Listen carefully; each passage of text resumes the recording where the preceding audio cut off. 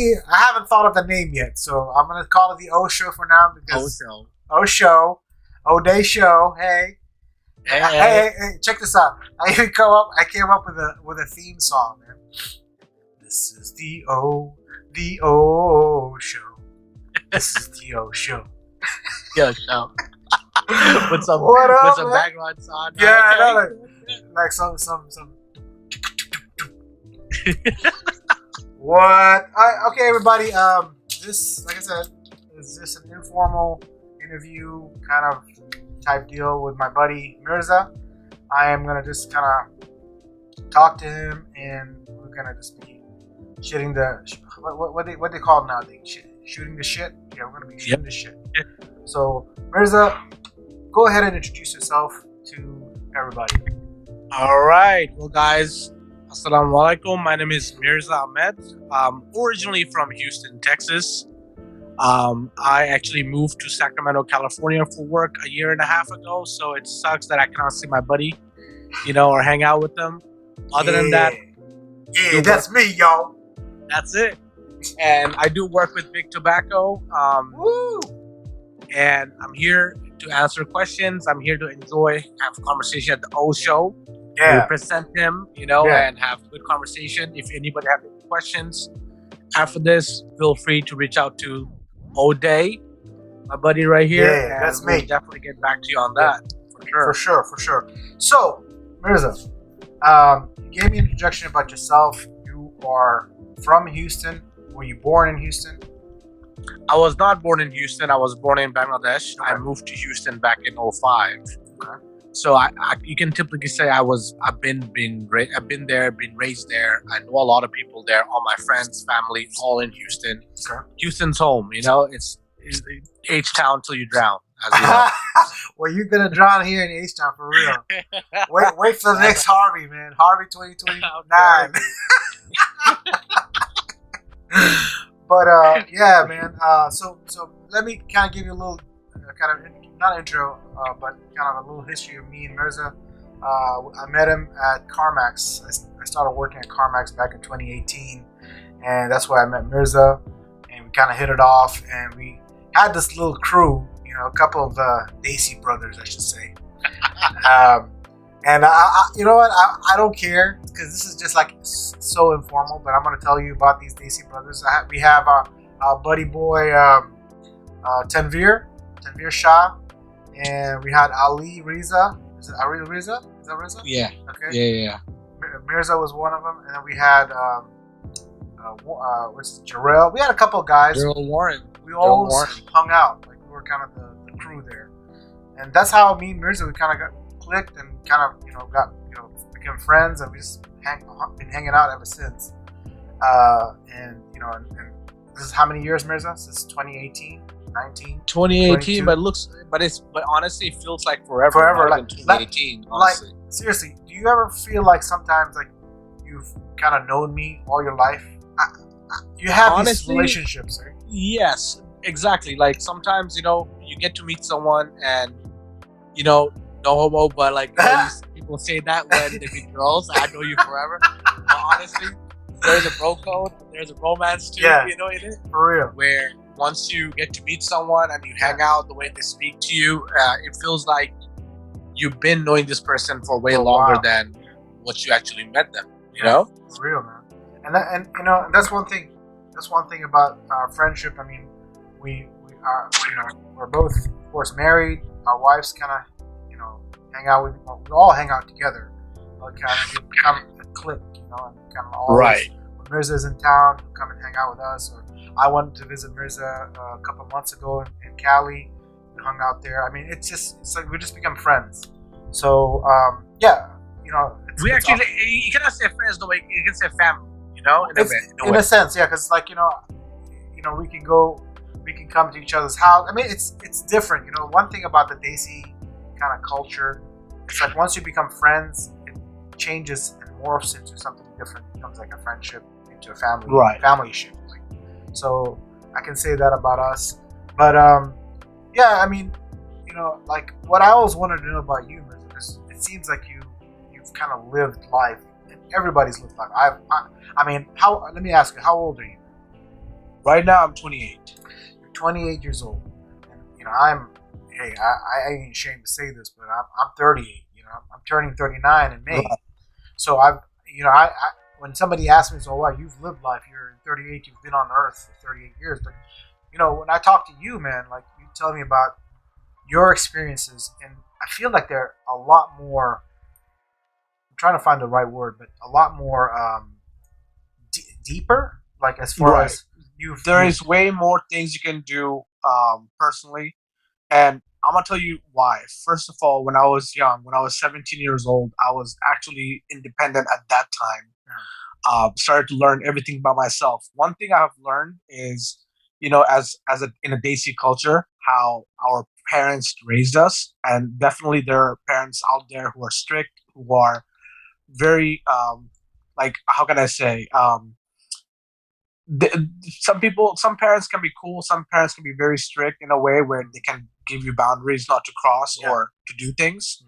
But sometimes you have to take it a bit up the notch and do what your heart tells you to do. Yeah. So I would not say I was the best kid my parents ever had, but I did not listen to them, and I did what I pleased, honestly. Yeah. But that taught me a lot of stuff. Like Yeah. when I was 17, and then I opened my own business. As See? I did tell O'Day this. And this is what kind of intrigued me. You're 17 years old. Me at 17, the last thing in my mind was opening a business. So for you to have kind of matured to that level where you wanted to open your own business says a lot about you. Right. And O'Day, one thing I would say is because the reason why I opened the business, and it came out of my mind because I was hanging around with people and in school where the students that I went to school with, their parents were so rich that they were driving cars that Mhm. I couldn't drive. Yeah. Or when I was asking for my parents to provide that to me, we didn't have that kind of money for Yeah. them to needs. buy that for me. Mhm.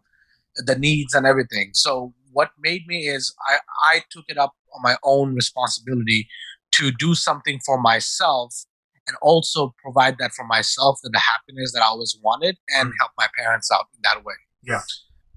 So that kind of triggered me, and I know, as you know, every high schooler, they always someone worked in a mall, and I worked in different kind of kiosks when I was young. My parents did put a roof over my head, and I'm blessed for that. Mhm. But also, it wasn't enough for me, Yeah. at that age. Yeah. Because every people have different goals in life, Yeah. what they want, how they want to live life. Yeah. But I actually wanted to travel. I wanted to live and drive nice vehicles to Mhm. keep myself happy, not Mhm. to show off, Yeah. but to keep myself happy Yeah. and feel good about myself. Honestly. And that's what kind of intrigued me whenever you tell me these life experiences. You started your business when you were 17. You were making shitload of money. You were driving nice cars, and you were racing cars too. Remember you telling me, Don't get me Bro. wrong. I did wrong things. I did do illegal street racing when I was young. yeah, And as you know, obviously didn't let my parents tell me anything what to do. Mhm. Always went over there behind, which Yeah. is not the right thing to do. I'm gonna Yeah. tell you this right now. Yeah.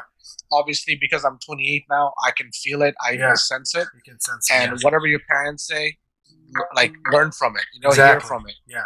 But honestly, as long as if your kids don't make mistakes, Mhm. they will not learn from it. Yeah. Okay, so you have to let them out in the world as well to figure it out themselves sometimes Okay. when you cannot teach them something.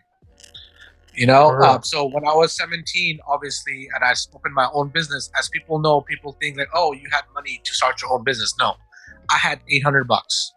I had $800 to start off the business, So and the way I did, this is as you money know- that you borrowed, or no, you had this saved. is money this is money that I had saved from Okay. my the job I was doing in the Okay. mall. 'Cause Okay. as you know, they were not good paying jobs. Oh hell no, man! Mall jobs? What, $7 an Yeah. hour, $7.50 an hour?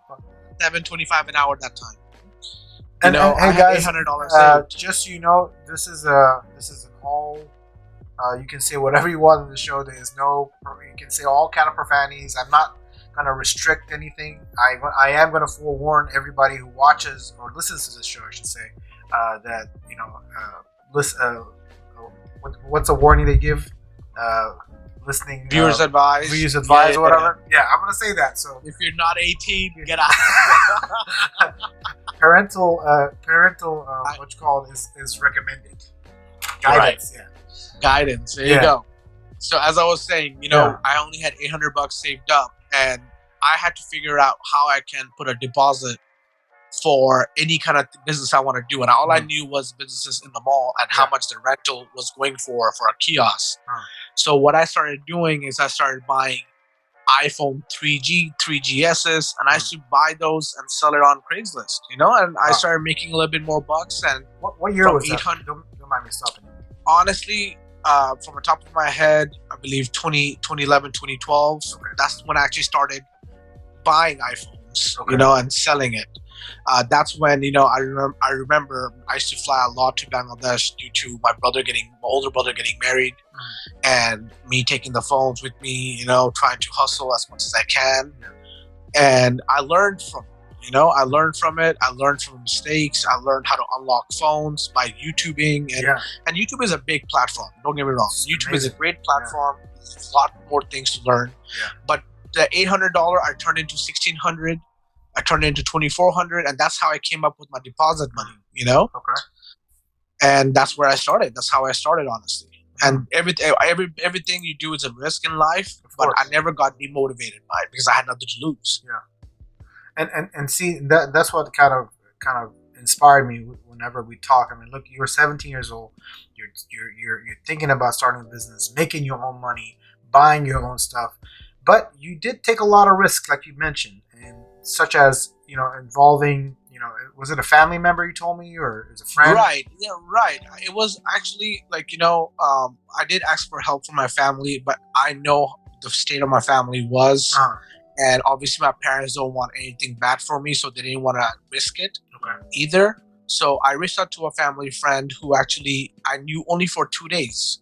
Oh wow. I knew him only for 2 days, but we kicked it off like me and you did. Yeah. We understood each other, Yeah.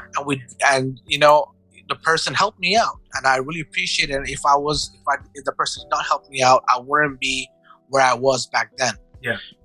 And that what helped me start it off way more on the business side, where in the day, if someone that I cared about or who came and asked help from me, I would help them out the same Yeah. way. Yeah.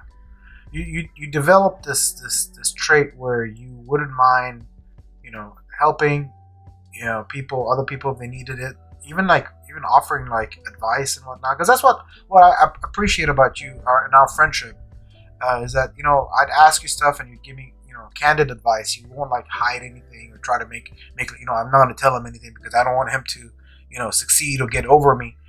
You don't have that, man. I'm telling you, man.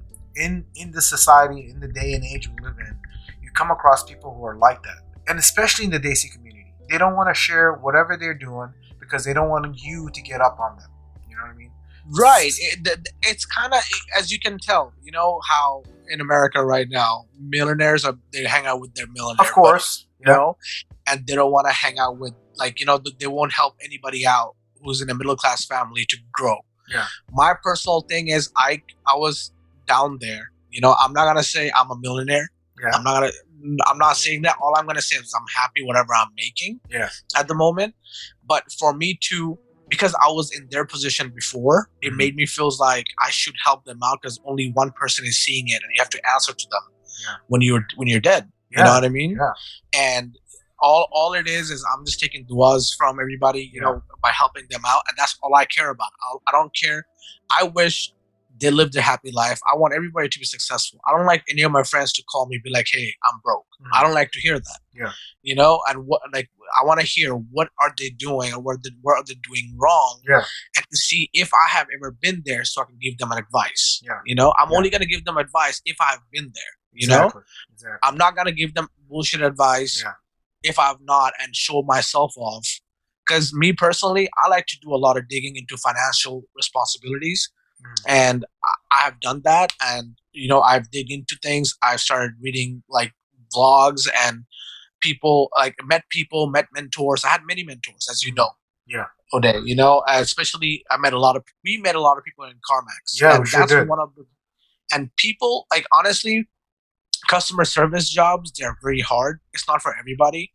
But when you get a tend to hold on to and you master that, you tend to meet a lot of successful people Yeah, who are willing to help you out at the end of the day. yeah, I will give you the greatest advice. yeah.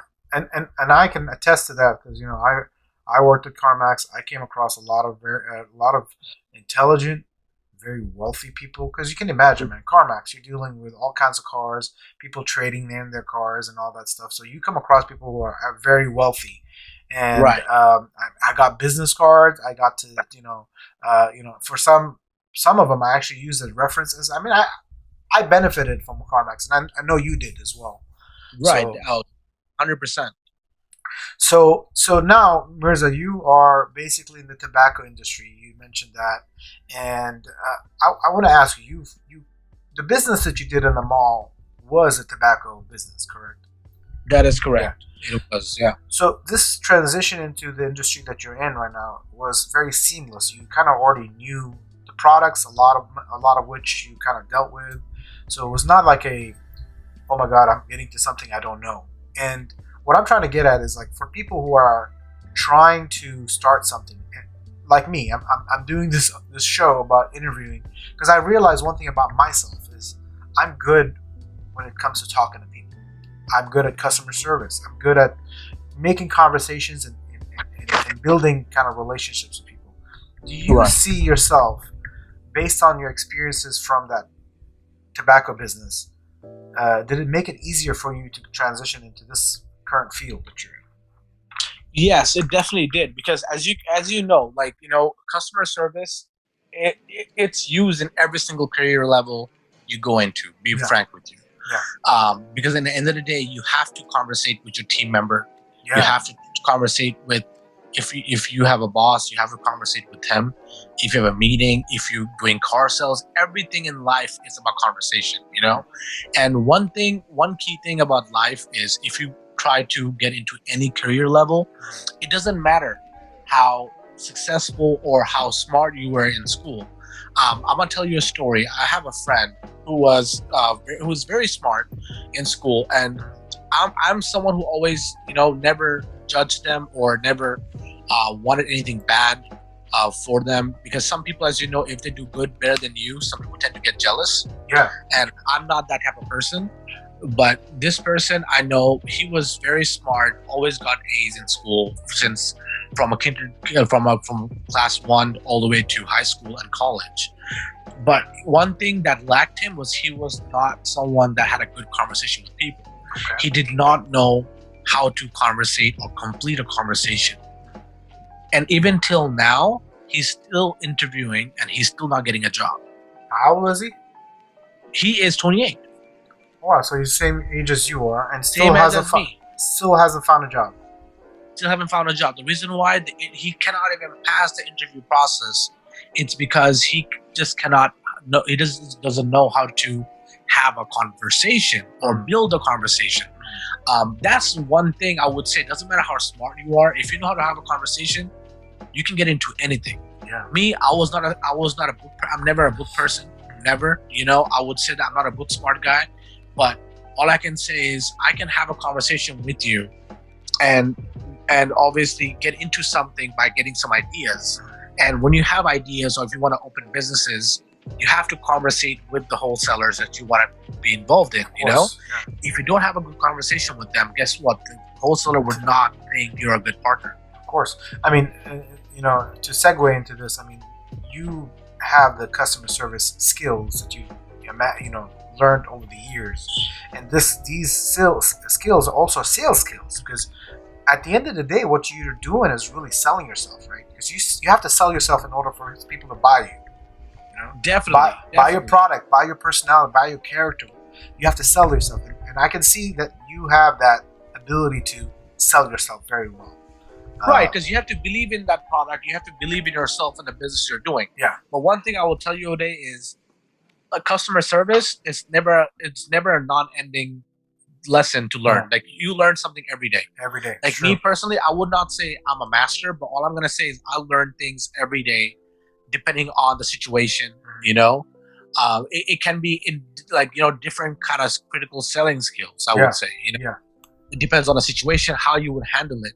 Because in different perspective, if you're going into somebody's business, you don't know how the person run their business. You want to know that first. You want to have that bond with that retailer, Exactly. how how they run their business, because not everybody runs their business the same way. Yeah. Like you would. Yeah. So you have to get to know that person first. Absolutely. How their family is, what they do. What did they do before? Yeah.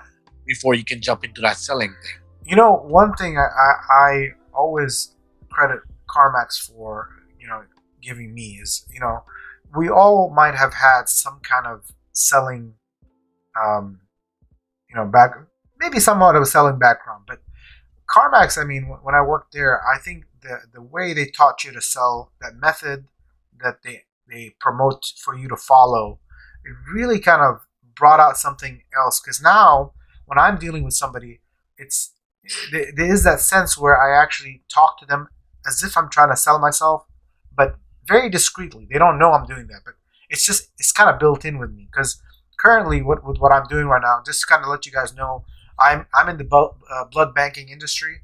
I deal with a lot of businesses, corporations, you name it, that allow us, the blood center, to host drives, and there is a very, very fine line when it comes to selling this service, because really we are a nonprofit, and yet we have to convince these big businesses to allow us to host a blood drive so that we can collect blood. So it's something that I can say that I learned very well from CarMax, and maybe it was just already built in me, but I feel like CarMax fine tuned it, and I give CarMax a lot of credit. One thing about that place, and Mirza can attest to that too, is there were great people there, great mentors. There were people who were terrible, and I'm not going to name names, but there were some great people that we worked with that kind of made the job a little bit more bearable. But won't you agree, Mirza? I agree with you 100%, because in the end of the day, CarMax has a great system. They are a company that's been open since, I believe, 98 or 97. 93. And 93. Okay, and they have a great system. They learn things on the path. They're a Fortune 500 company. For a reason. Okay. Yeah. Yeah, and for a reason. And also, their training system is great. People tend to get cold feet when they hear about a job at a dealership. Yeah. But honestly, the way the training system works in that dealership or any other dealership, I'm not making other dealerships look down or anything like that just because I worked at CarMax. Yeah. I would say definitely each Fortune 500 companies are out there, and they become that company because of the training they have. Exactly. They have spent millions of dollars in this kind of companies and their trainings for new employees to join in and be successful. Exactly. Because at the end of the day, it's their money too. They want to make money as well. And they want to make you successful as well, and tend to train you in every single perspective or situations it comes in your way. Exactly. Well, I mean, like I said, this show is really about anything and anything you want to talk about, Mirza. And to my guests, whoever's listening, we're just basically trying to shoot the shit, as they say, and talk about life in general. Work. There is going to be stuff that you will benefit from. Trust me. And I think Mirza sharing all the stuff about his experiences in his life, his work, is actually very. I like it, and I benefited from it because he's been a great friend over the couple of years, and we've shared a lot of business ideas and whatnot. Mirza, where do you see yourself in the next 5-10 years? I want to be a fantastic parent. That's what I want to be first. Okay. Okay. I want to have kids. I want to be successful. I want to own a house in Houston. I want to move back to Houston. H-Town represent. H-Town till we drown. All right. That's all it is. Hey, buy yourself some flood insurance. Stop saying we drown, because that's gonna be fucking messed up, bro. You're like, hey man, I was living in my house, but it's all freaking flooded. Link in the bio. Damn. Okay. But definitely, I do see myself, opening up another company in the next 5 years, and building a platform, not just here, but other countries as well. Especially where people work hard, they went to school, but they're not benefiting from their degree. Yeah. I definitely want to help those people out that's in need and their family in need, because sometimes in the brown industry or Indian industry, I would say Desi industry. Desi industry. I like that. That's correct. Desi You're industry. being correct, There's a lot of politically people. correct here. Right, and we like to help our parents out. Yeah. Okay, we don't tend to move out of our parents' house until we're 18 and married. Yeah, okay, exactly. so in the end of the day, there are families out there who only has one kid, who tends to work by himself, or him or herself, and try to run the whole family in a very small income. And I definitely want to build up a company where I can give them opportunity to live a better life. Definitely want to help those out. Definitely want to help people who are in need that cannot go to school. And I want to build a wealth to help people out. That's my goal in the next 5 years. It's very, very noble. You know, not too many people would straight out say that.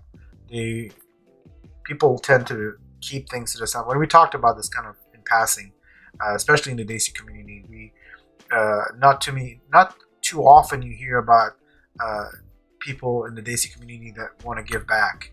It's more, I'm going to keep this for myself. I'm going to keep this wealth. I'm going to keep this knowledge to myself, because the moment I share it, other people are going to do it, and I'm going to lose out. And it's a very bad mentality, very, very bad mentality.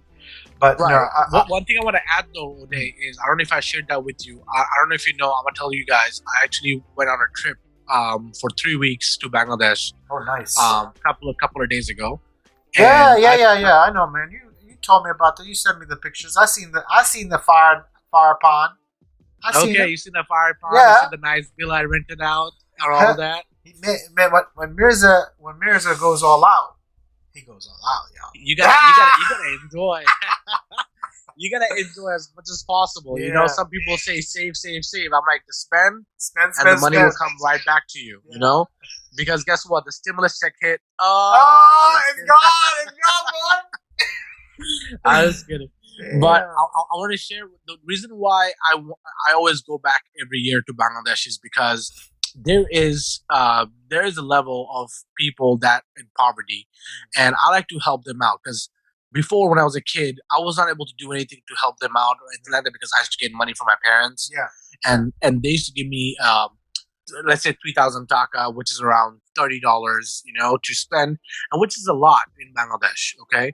But one story I would tell you this time, what happened was, I went to a gas station and I was waiting in line for my queue to come, so my vehicle can be filled up. Yeah. And I see this guy selling peanuts, but nobody was buying it from him. I've seen him going to 7 different cars, knocking on their window, and he had a small little, like a sack thing on his shoulder, where he was selling just peanuts. And I was wondering, how much money does he make in a day? But by looking at him, he was sweating. It was hot outside. It was humid. And he looked very, very poor, and I wanted to help him out. So he came, knocked on my window. I didn't respond to him, correct? I ignored him. But then he went around and went to the back window, and he knocked on my wife's window, and my wife looks at him. But then when I saw him actually realize that he did not sell peanut in the last 7 cars he went to, I called him back, and I gave him 100 taka only. 100 taka, which is around $1.50. Okay. You would not believe the smile he gave me, because I told him, this is just for you. I don't want any peanuts. This is just for you. And the reaction I received, the smile I've seen in his face, it made me feel different. And I called him back, and I'm like, you know what? I'm gonna give him some more money, because God bless me. If I have it, I can eat some food. Whatever I had in my pocket, I provided to him that day. Yeah. And just so he can, I believe that's his whole day income. Possibly. Possibly it can be his whole day income. But these are the small things that motivates me to do more. Yeah. Because helping we live in good, brother. We have a roof over our head. Yeah. We're blessed. We're blessed. Simple. Yeah. As much as we can make, we're blessed. Simple as that. We're waking up every day. We're blessed. We're blessed. Yeah. So you're healthy. You wake up every day. All these are blessings in disguise. We cannot do we'll never be able to enumerate the blessings that God has given us, and we need to acknowledge that. I really appreciate that story that you shared with me, Mirza. I mean, it kind of brings out this this side of where you came from. I mean, you came from a very poor country. Bangladesh is not like one of the richest countries, but a lot of poor people live there, and your natural way of wanting to help others, it's actually very noble, and I appreciate that story. Really, thanks. No problem. So let's I hate for this interview to take hours, but I guess we can cut it short, and then we can make a part 2. And of course, if anybody has questions or anything like that, they can always ask me or Mirza in the next interview. But Mirza, I really appreciate you coming on the show, the O Show. The O Show, okay, okay. This is the O Show. This Yeah. is the O Show. All right, hey, okay. But yeah, appreciate you coming out and talking to me, man, and I look forward to having another conversation with you. Like we always do, we always kind of catch up and talk about different things. I hope this kind of benefited other people who are going to listen to this. And Mirza, do you have anything last closing words you'd like to share? Say. Yeah, definitely. So as you know, we all in different ways the way we live, and every day is blessing when we wake up. And if you have any questions for us or me, please put in a comment below, and definitely we'll try to answer that as much as possible. Yeah. But all I'm gonna say that stay blessed, stay out of from parties, and stay out of COVID. Be healthy. All I'm gonna say Get y'all is vaccines, bro. get your vaccines and be healthy, and wear a mask. Wear a mask. Wear a mask. Don't listen to them dumb governors. That's right. Wear a mask. All right, buddy. Well, I appreciate you joining in, and we shall do another episode or another part to this, inshallah, sometime soon. So, we'll keep you guys up to date and tuned, okay? Alrighty. Inshallah. All right, guys. Allah Hafiz. Allah Hafiz.